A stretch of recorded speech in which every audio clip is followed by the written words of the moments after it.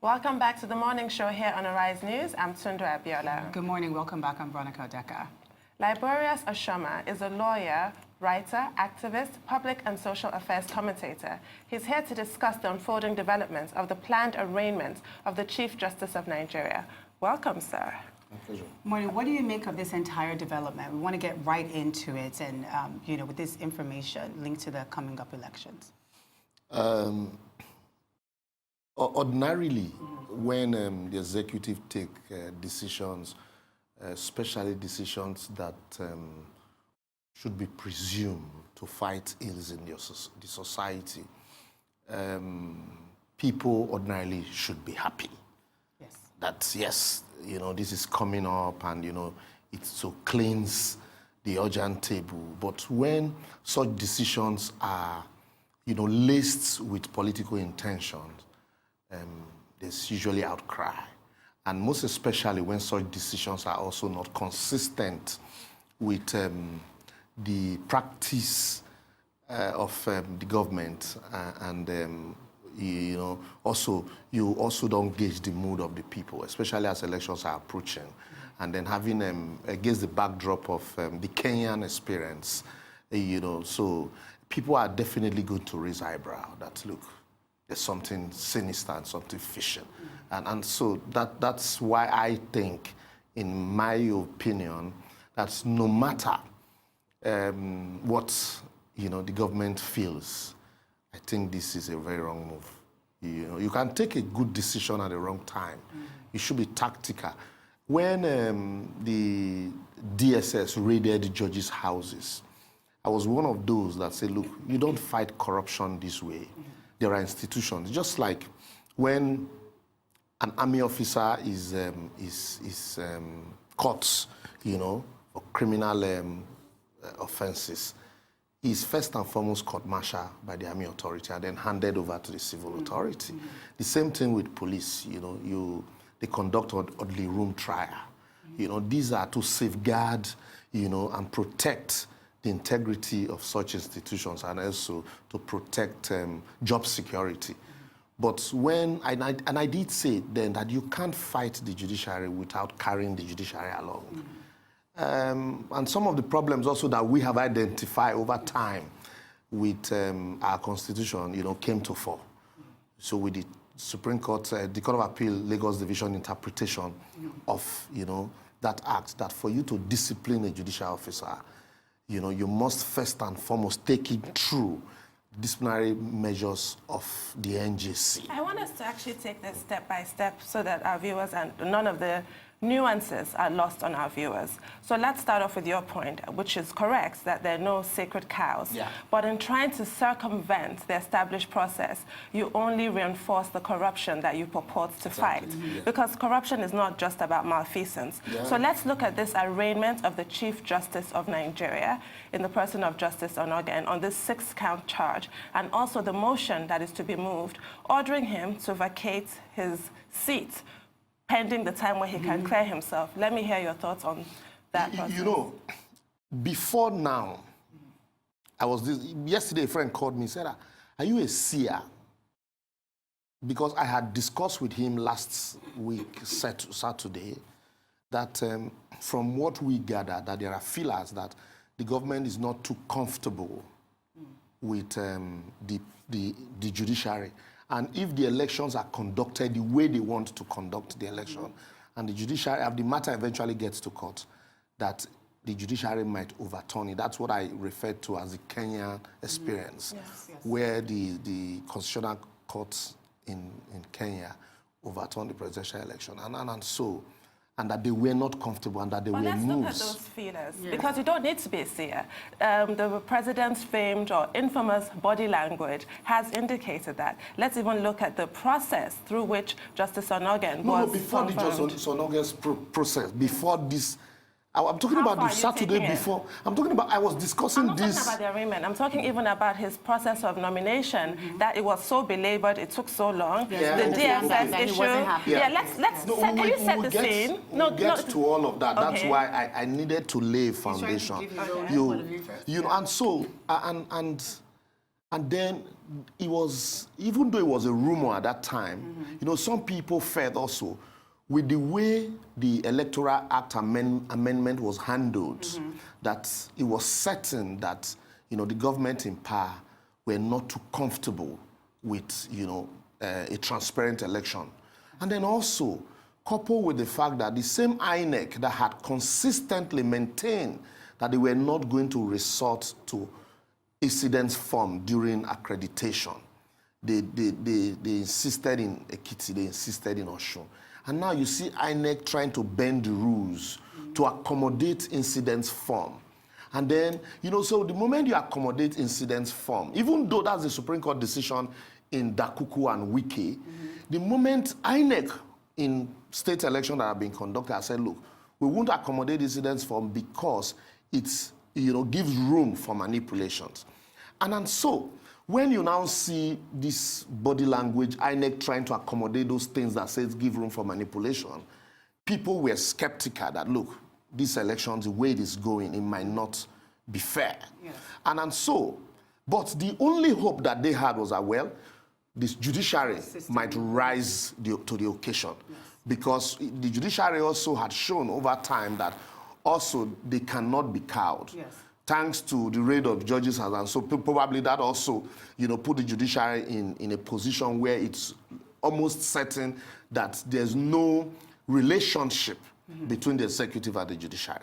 And so to that extent, there were fears that, oh, look, if this happened, for the first time in the history of this country, the court might overturn the presidential election. Uphold the law, basically. Yes, and so then on Saturday, the news came that, yes, there was a petition written on Wednesday. The petition was investigated, and by Thursday, a charge was filed, and by Saturday, the charge had been served, and by Monday, the CJN will be arraigned. Yes. And then you look at all of this, you ask certain questions. Why the hurry? You know, and for the head of an arm of government, you know, you need to be very thorough, especially against the backdrop of this Court of Appeal decision that I referred to. And then also, when Onnoghen was to be appointed, the government was lackadaisical in forwarding his name to the National Assembly, for nominating him to the National Assembly. It took the intervention of the vice president when he acted, when the president went on vacation. And so you begin to ask. And then I can also point to other decisions, timely decisions that were taken by the acting president, the vice president, when he acted. And so once that happened, a lot of people, because there's every decision here, we must read politics into it. And then when you look at all of this and you ask yourself, the judiciary is the only organ of government that, you know, endorse the anti-corruption fight. Yes. Because if you investigate and there is no conviction in court, it means that, you know, the processes have not been complete. And so when you've started with, you know, fighting the head of the legislative arm, and then you hurriedly, just less than barely a month to the election, hurriedly, you know, charge the head of the judiciary. What you are saying, it's not about the processes. Because what you're telling, you know, the organs of government is that, look, I want to be here at all costs. Against the backdrop also that, if you remember, some members of the executive also that had been, you know, alleged to be corrupt, they even have properties abroad. What was the government position in all of this? Oh, they bought with their savings. Yes. You know, so that for me, that's why a lot of people are angry that, yes, you might have a good point. You might want to fight corruption, but your body language had not been consistent with the decision that you are taking. And then also, especially against the backdrop that you have elections just around the corner. And this organ of government is going to play a very crucial role in the election. And so you need to be very careful so as not to be seen to be interfering with the processes or trying to manipulate the process in your favor. You've set the scene perfectly and listed all the factors that come into play when you're reviewing this kind of situation. And you made reference to the Court of Appeal judgment of Justice Hailedzera Ngajiwa versus the Federal Republic of Nigeria, which held that the NJC, National Judicial Council, Yeah. which was established by the Constitution, no less, is the only body responsible for appointment, removal, or discipline. Yeah. Code of Conduct Tribunal is not competent to try the Chief Justice of Nigeria.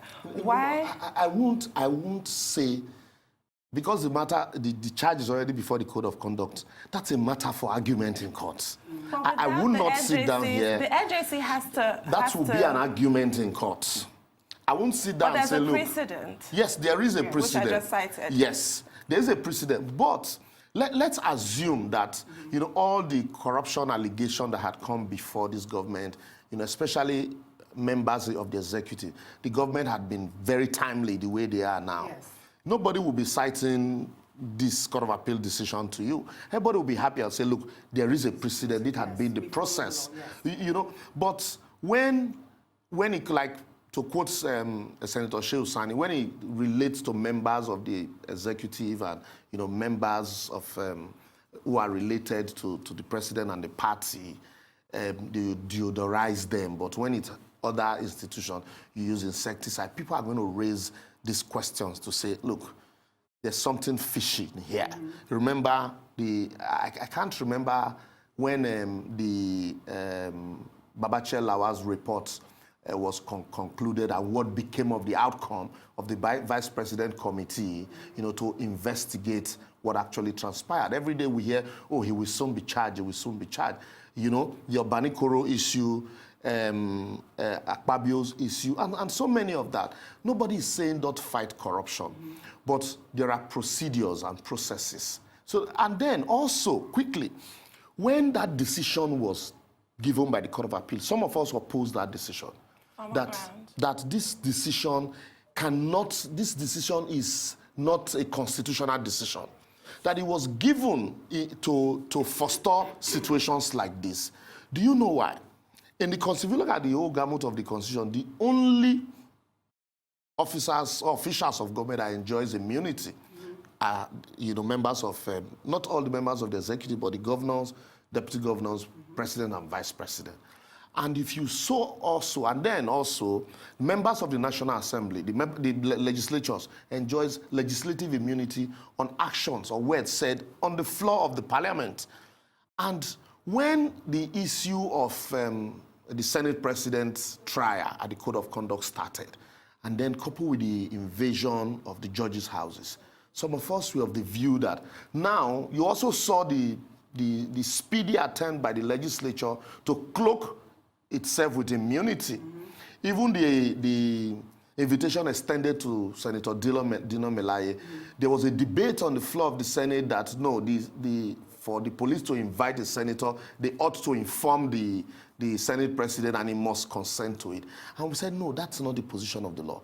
And so when this decision came, we felt that what the judiciary was trying to do was to cloak itself with immunity also, because they had seen the steps and actions of this government. And so taking that step also might be to forestall a situation where, you have a government that sometimes will not listen to the voice of reason. And so, even though we criticize that decision, I'm coming. Even though we criticize that decision at that time, now we'll look back in retrospect and say, after all, this might, not be too bad a decision, because, you want to avoid, like I said earlier, you want to avoid a situation, you want to protect, the sacredness of certain institutions. You want to avoid a situation where somebody just rise and say, look, you know what? Yes, you're corrupt, and so you must leave your position, and then you charge such persons. But then that decision was not plucked from the ether in a self-preservation exercise. The Constitution backs it. Section 158 says the NJC, Code of Conduct Bureau, Federal Civil Service, certain bodies cannot be sort of usurped. The authority cannot be usurped by another body. The NJC has the sole authority of referring these cases, if at all that's necessary, to discipline officers of justice. I agree completely with you. But when you stretch, that interpretation was stretched in that decision. Because if a judge commits blue murder, for example, and you write the NJC, and the NJC refuses to investigate or prosecute such a judge, what becomes of that act? And then also, the NJC itself, we had cause to argue. If you remember, during the Justice Ayo Salami saga, had problems with the Chief Justice of Nigeria, and then, and the NJC sat and gave a decision. And then we argued also that the NJC as constituted in itself, it's almost 80% of the members are nominated by the CJN. And so in a situation where you have a problem with the CJN, what it means, and then you're going to stand trial before the NJC, what it means is that, it will be difficult for you to get fair justice. So can you not trust the NJC? But I find the composition of the NJC broad enough, grand caddies, everybody is represented. Who in the opinion of the CJN, are persons of unquestionable character. You need to also understand that proviso. But what about their antecedents? Nominated. What about their antecedents? By the CJN. So you need to also add that proviso. Some of us had felt that there's need to amend the composition of the NJC to also include, retired members of the bar who can be elected into such positions, because that disciplinary power is wide, especially against this, Court of Appeal decision. Yes. All of these are innovations that I expected government to be pursuing, and not to just wake up on the basis of, a petition written by a member, of the ruling party, who, from what we gather, had worked with, the president. It shows sinister moves. It also shows that, there is a plot somewhere, no matter how well intended, you might want to look at it. The moment you create doubts in the mind of, a larger number of people, then that process you need to reevaluate. So are you saying now that the acting on the law is not political, or is it taking in other considerations? No, it is political. I won't sit down here to tell you that it's not political. It is clearly, it is clearly political. You have elections around the corner.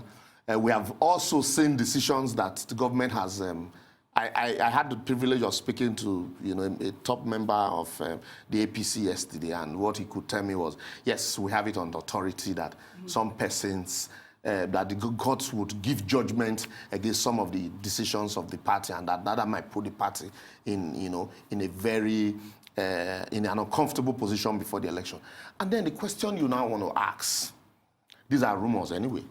The question you now want to ask is, against the backdrop of the primaries conducted by both parties, if you conduct shabby primaries, or you conduct primaries that are not in tandem with the laid-down rules of your party, or primaries are conducted, winners emerge, and then the list gets to Abuja, these winners are illegally substituted, would you now expect the court to close its eyes because it's the ruling party? Absolutely. And so if the court gives decision against such move, you should hail the court for standing up for justice, and not to say, oh, we've discovered that the court, do not like us or that. And then, most especially, the CJN is just one man. What's the implication that, the next man that is coming would also dance to the tune of... Well, this is the point I'd like to raise now. In your scene setting, you sidestepped the unfortunate issue of tribalism. Was that deliberate? Because that has taken on some kind of meaning in this situation, where this is the first CJN from the South in 30 years being treated in this fashion, being asked to vacate his seat. And in the legal field, seniority is everything. The next in line is from Bauchi, Justice Ibrahim Tanko Mohammed. So third in line is from Lagos State, Justice Bodiru Dvaivo. But we're looking at who is going to fill the empty seat left by the justice from Cross River. So let me finish the question now. And then in view of other incidents that have happened recently, like the move to elongate the tenure of the IGP who transmitted from Niger, and then we have the INEC chairman from Bauchi as well, the president from the north. This is all looking like the allegations of nepotism, which is another form of corruption against this government. But you sidestepped it. I'd like you to address it. Do you know why I sidestepped it? I used one word to paint, the entire gamut of the process. I told you it was political, and I told you it was ill-timed, and I also said that, look, no matter how well-intentioned the government is, that when a majority of the people begin to fault this process, it means that you were not tactical. You now, like the issue you raise on, tribalism, nepotism, and that why is it that everybody, the appointment of this government all are skewed towards a particular direction.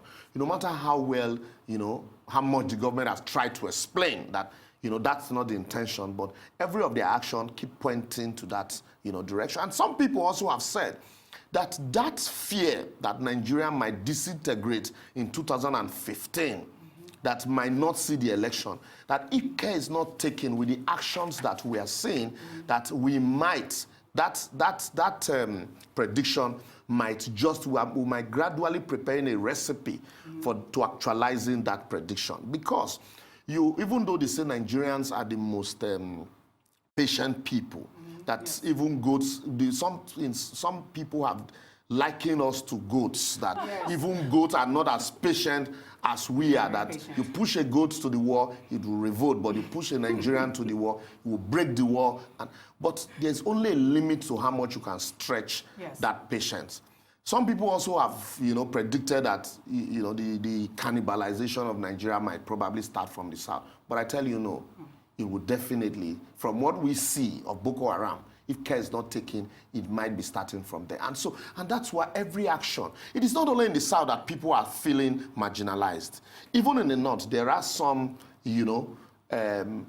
tribes also in the north who, when you call them, Hausas or Hausa Fulani, they'll tell you, no, we also are marginalized. Some also, feel, in Kaduna State, for example, they've still not been able to resolve the issue of, ethnic crisis and all of that. So that's why government decisions, no matter how well intended, government should try as much as they can to ensure that you get the pulse of the people. Not too long ago, the NBA chairman, Polusora, was charged. And, a lot of senior lawyers are not too happy that, this is an affront on the modalities for charging fee. That matter is sub judice, it's in court.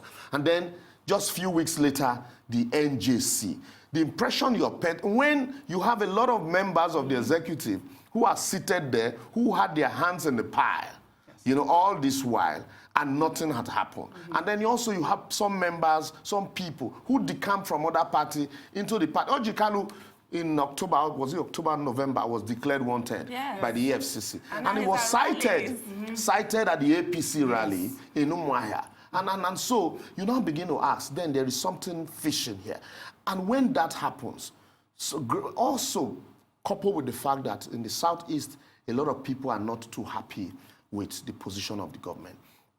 So you need to be very careful, most especially as you approach a general election, so as not to send wrong signal. Because the moment you win an election, whether some persons voted for you or not, you become the father of the entire nation.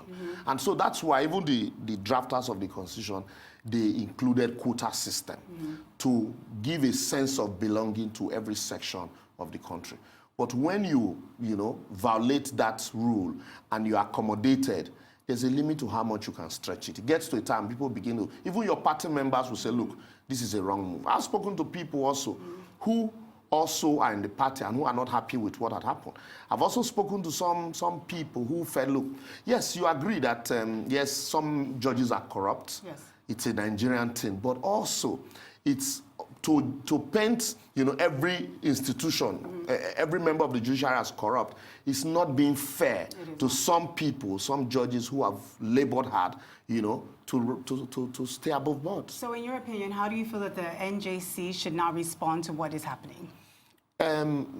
First and foremost, you remember when the judges were charged, some people were of the view, including yours sincerely, that they should step aside, that you can't be facing trial and also be hearing matters. Yeah, and also, over time, we noticed that was what the government actually wanted to achieve. Just keep them away from not necessarily, conviction. They were not interested in fighting corruption in that light. Just remove some people from the bench. And also, with what is happening now, also I think it is what they just want to achieve is keep the CJN, ridicule him, keep him away from the bench, and then, you know, whatever.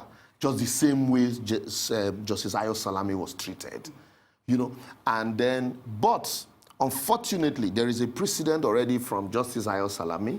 Justice Ayo Salami will probably sit down somewhere now and be laughing. Yes, he will be laughing. And be laughing. He's been vindicated, Yes. hasn't he now? And so now, I think since the matter is already before the Code of Conduct, the NJC might likely meet, but not officially, and will not take a decision, because that's why also you see that the CJN, the office of the CJN had not issued a statement in that regard, because since the matter is already in court, he probably would, you know, go to court and defend himself. And I know from what I also learned that a lot of senior advocates are queuing up behind, you know, to defend the CJN pro bono.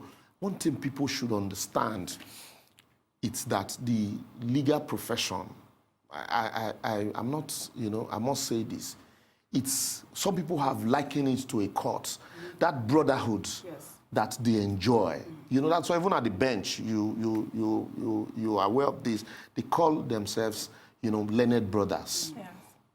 You know, it is not just a nomenclature. Yes. I had cause to criticize the judiciary, and then I was at the Court of Appeal in Abuja, and the lawyer on the other side said, yes, that's him. He was on TV yesterday lambasting the judiciary, and the judge, you know what he said to me? He said, look, as a minister in the temple of justice, there are certain words you don't utter in public, you know?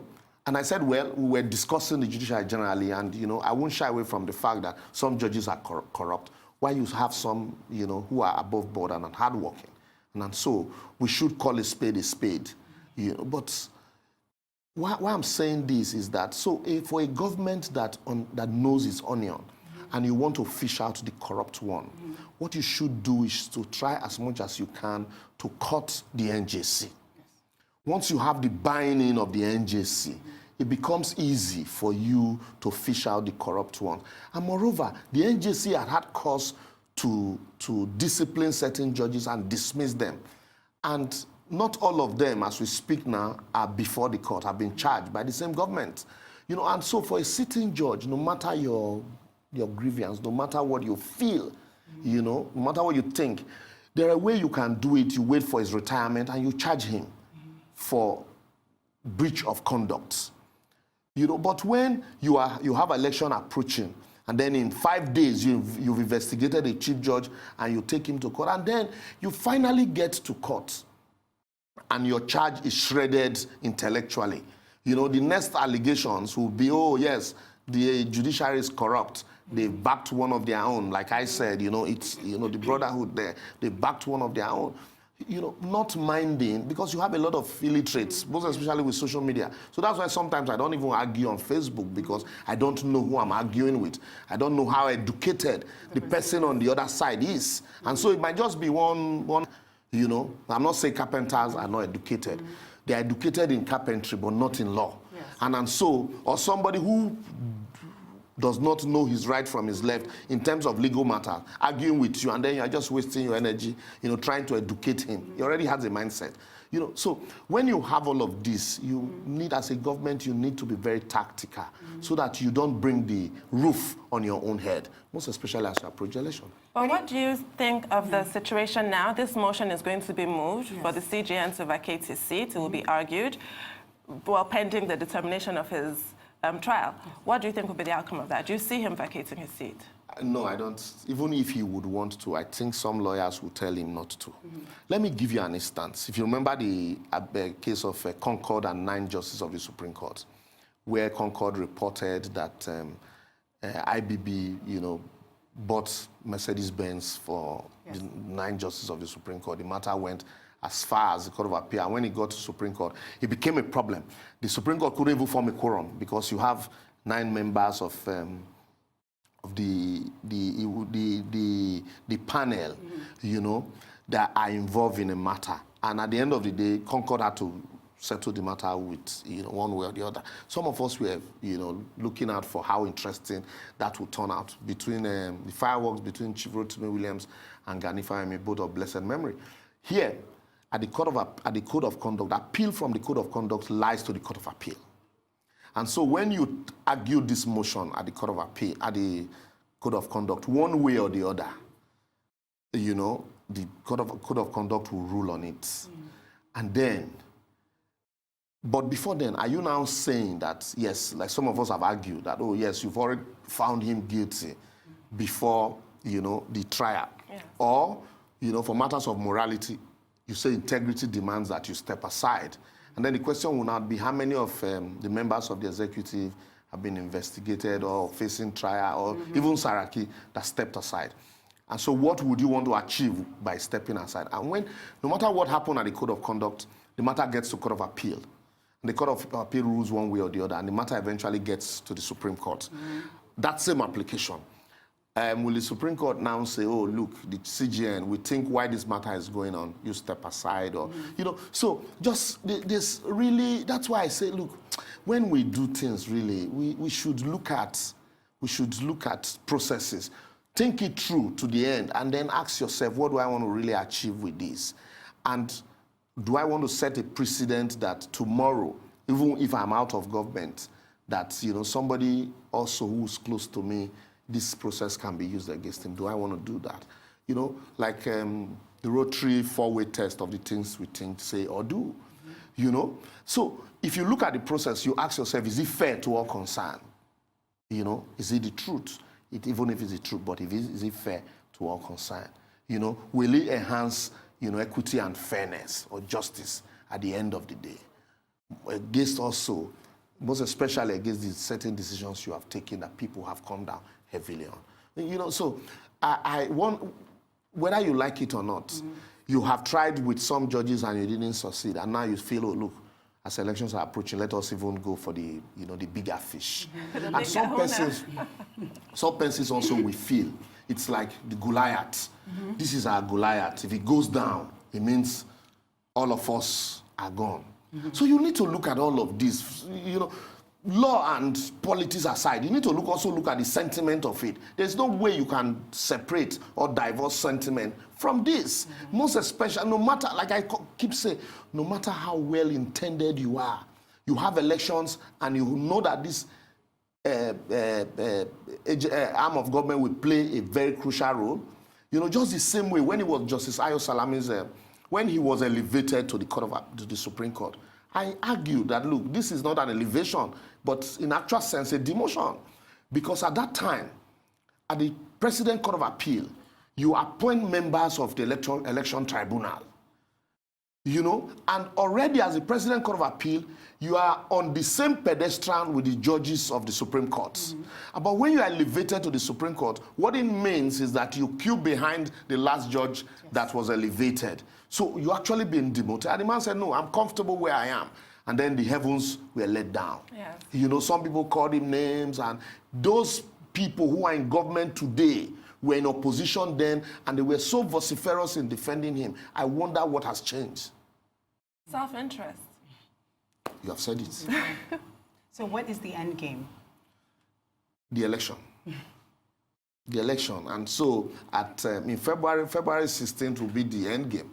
And then events that will happen thereafter will determine how fast we run or how slow we run. And I must say this also, I had cause to, you know, monitor the campaigns, and I tell myself, look, from when Atiku Abubakar was nominated, he, you know, immediately gained traction and people were happy. But the government also was the APC also was very tactical. And then they started attacking him using corruption, and so that also reduced his popularity. And going into the campaign, I think, this is my opinion, I might be wrong, I also thought that, yes, you know, Buhari was gaining ground also from areas he had lost ground when. So I also felt that they should have concentrated on the campaigns, and try to convince those that they convince, and then demarcate, you know, those that they want to demarcate. And if they had consistently done that, they probably, look at Lagos, for example. Yes. You know, it's almost like a one-party thing. You know, if you had done that and you try as much as you can for the election to be transparent, Buhari will still have won with a slim margin. But when you take this step, it's like, oh, this man is jittery. And so he would want to rather destroy public institutions for self-interest than preserve it. That also might act, against you. That's why I said it might means you bringing down the roof, on your head. This heavy-handed approach that you're saying, kind of, yes, it will alienate certain people who might have been inclined to support him. If you recall, there was a bit of a scandal that President Buhari addressed the NBA and said there that national interest supersedes the rule of law. Yeah. And there are a lot of opinions that nothing supersedes the rule of law. The NBA was quick to explain it away and say, oh, no, that's not what he meant. But subsequent events show that that might be precisely what he meant. That's why I tell you, that's why I said that the judiciary endorses the fight against corruption. Yes. And so what the NBA was doing at that time was to try to support the fight against corruption and government position, even though they knew fully well that that was what he meant. And so if you don't have the buy-in and the endorsement of these two important organs and agency of government or institutions, public and private, your fight will be dead on arrival. Yes. Because when law shapes society, I've argued at different fora that it is the law that shapes society. And that's why in most cases, when the law is fair across board, there's actually hope in our there's hope. And so you begin to, when you want to puncture issues like this, there is no precedent to look to. You say, this has been consistent, so I can't really fault the government if they decide to go against anybody. Exactly. Because the NJC is the CJN is a public officer for the purpose of code of conduct. But when the decisions of the government had been inconsistent with, the law shaping the society, it depends on who they like or who they don't like, then people are going to read sinister moves into it, no matter how well intended you are. And so when you now say public interest, and then you now begin to use the Supreme Court decision that in the fight against corruption there are, or insecurity, yes, but you stand that interpretation on its head. Exactly. Because what was at stake then was his bail. Exactly. What was the issue was his bail application, and that he's entitled to bail. And the Supreme Court said, look, if it's a matter of national security and is a threat to national security, then it can't be as of rights. Okay. And so what is national interest? Who determines national interest? The judiciary determines, not the executive. Exactly. So that was what was held in that case. So trying to apply that to President Buhari's comments is a poor That's where I was coming to that, stretching it. Who determines national interest? I can't just sit down and say, this is national interest and this is not national. It is the law that determines national interest. And like we say in law, the law is what the court says it is. Yes. And so, if you now sit down and determine, if a man sits down and determines what national interest should be, then you're gradually preparing a recipe for chaos and anarchy. And when it happens, and Fidel Castro once said, in a state of lawlessness, it becomes illegal to be law-abiding. This is the problem. So what should the judiciary have done to nip this in the bud, rather than try and minimize that kind of a atomic bomb that was dropped at that conference? At the time, they minimized it, but now they're seeing things slightly differently. What should have been done then? And is it too late? What can be done now to deliver a free, fair, and credible election? No, I don't think the NBA did minimize it at that time. That's not what he meant. Yes, they said that's not what it meant. A lot of people, disagreed with the NBA. But against that position, I think the NBA took decision that they needed to have taken, so that they it does not seem as if the NBA does not. It's not in tandem with the position of the government as stated by the president, and so. But actions subsequently taken by the NBA also and the judiciary also shows that you cannot cow or circumvent the law all in the name of the dictate of one man. And so also that's why the government seems not too happy that, these decisions have been going against us, but without actually asking what led to the government or the court taking such decisions. I will not also shy away from the Rivers crisis, because also they had said it that, the court intentionally is being used to circumvent or to exclude the party from participating in that primaries. The issues are in public domain. As at the 5th of May, when the Congress were held in Rivers, the claimant did file a petition on the 8th, asking the court to restrain an action that had been completed. And the court did rule, I think on the 11th or on the 12th, that the Congress shouldn't hold until the claimants are accommodated, because they were complaining about wrongful exclusion. But no matter how useless a court order is, it remains a court order. Yes. Correct. Until it's vacated. When the APC subsequently, canceled the primaries and rescheduled primaries for 19th, 20th, and 21st, I expected that they ought to have vacated the subsisting court order, because it's a court order. Yes. It was a court order directed at your party. So you ought to have vacated, not vacating that court order. And then you went ahead to conduct congresses. And then you filed an appeal against, and subsequently the court now came heavy on you to say there was an order that congresses should not be conducted. And so for that, every action taken by members that were elected on the basis of that Congress, amounts to a nullity. Even though I have some problems with some of the subsequent actions they take, but the party also didn't do well. And so you can't now fold your hand and say, oh, the judiciary was not fair to us. Yes. You ought to have also approached the court to vacate the order. So all of these are actions that, you don't just sit down in your closet and begin to, postulate, adumbrate, or, argue against. Because if we do that, what it means is that some persons can sit down, take decisions unilaterally, contrary to the position of the law, and say, well, we have cowed the judiciary, or we have them in our pocket, and so you go to court. It might be, them today. What happens when it is you and I? And somebody sits down and says, look, I can kill you, and nothing will happen. You won't get justice anywhere, because all we need to do is to place a call through, and then, So let's build, a fair and virile society anchored on the rule of law. And the rule of law, it's no respecter of person. And when it is no respecter of person, all the processes should be fair and transparent to everybody. But when you select, you give room for all of these, positions, like some that I have heard, that look, what you're doing is selective, and it's going to create a problem for you. It's a shame. It is, This atmosphere of distrust and impunity. And as you go into election, you create so much distrust, you create impunity, you create, imbalance in the system. You're telling people that, look, if I come back, it might even be worse than this. And so even people who support you, mind you, we can't take away tribe from Nigeria. That is who we are. Yes. That's who we are.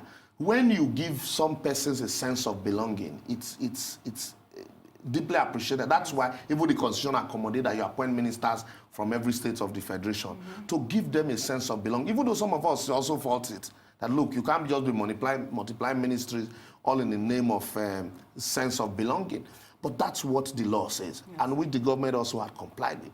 But then when you now do that, and all your actions are skewed towards, favoritism and nepotism, then you also create doubt whether you truly intended to comply with the positions of the law. Thank you so We much. really appreciate you. It's always a pleasure having you on the show. Thank you. My pleasure. Thank you. It's time now for a short break. When we return, Dr. Nikki Okoye, the convener of the Nigerian Leadership Summit, will be joining us to speak on matters surrounding the ease of doing business in Nigeria. Stay with us.